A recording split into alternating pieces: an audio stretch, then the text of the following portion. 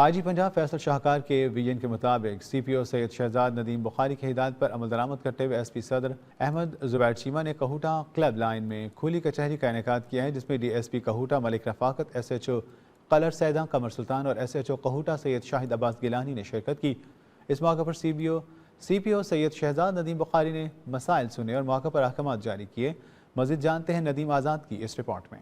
آئی جی پنجاب فیصل شاہکار کے ویژن کے مطابق سی پی او راولپنڈی سید شہزاد ندیم بخاری کی ہدایت پر ایس پی صدر احمد زبیر چیمہ نے کہوٹہ کلب لائن میں کھلی کچہری کا انعقاد کیا، جس میں D S P Kahuta Kallar Syedan Malik Rifaqat, S H O Kallar Syedan Qamar Sultan اور S H O Kahuta Syed Shahid Abbas Gilani سمیت بڑی تعداد میں تفتیشی افسران نے شرکت کی۔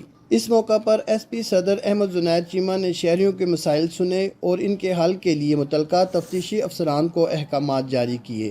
ایس پی صدر احمد زبیر چیمہ کا کہنا تھا کہ شہریوں کے مسائل تھانہ کی سطح پر حل کیے جائیں۔